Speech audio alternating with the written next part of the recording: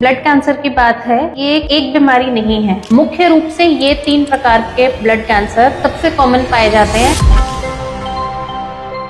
Hi, I am Dr. Sukriti Gupta, a senior consultant in hemato-oncology। तो जहाँ तक कि ब्लड कैंसर की बात है, ये एक बीमारी नहीं है। ब्लड कैंसर कई प्रकार के होते हैं। कॉमनली बात करें, ब्लड सेल्स कई प्रकार के होते हैं, जैसे कि लाल खून, पीला खून और सफेद खून। ज्यादातर ब्लड कैंसर की शुरुआत सफेद खून यानी कि व्हाइट सेल्स से होती है, और ये व्हाइट सेल्स भी कई प्रकार के होते हैं। Lymphocytes, neutrophils, plasma cells. जो कॉमन हम ब्लड कैंसर्स के बारे में सुनते हैं, जो कि है ल्यूकीमिया, लिम्फोमा और मल्टीपल माइलोमा। सबसे कॉमन ब्लड कैंसर्स जो एडल्ट एज में होते हैं, इसमें ज्यादातर ये लिम्फोसाइट से ओरिजिनेट होते हैं, और इसके अलावा मल्टीपल माइलोमा जो है वो प्लाज्मा सेल से ओरिजिनेट होता है। जहाँ की ल्यूकीमिया और मल्टीपल माइलोमा बोन मैरो से शुरुआत करते हैं। बोन मैरो में जो हमारे सफेद खून बन रहा है, जो कि उसके बाद सर्कुलेशन में आ रहा है, वहां पे बनावटी दिक्कत शुरू होती है हमारे लिम्फोसाइट्स में इन केस ऑफ ल्यूकीमिया, और उसके अलावा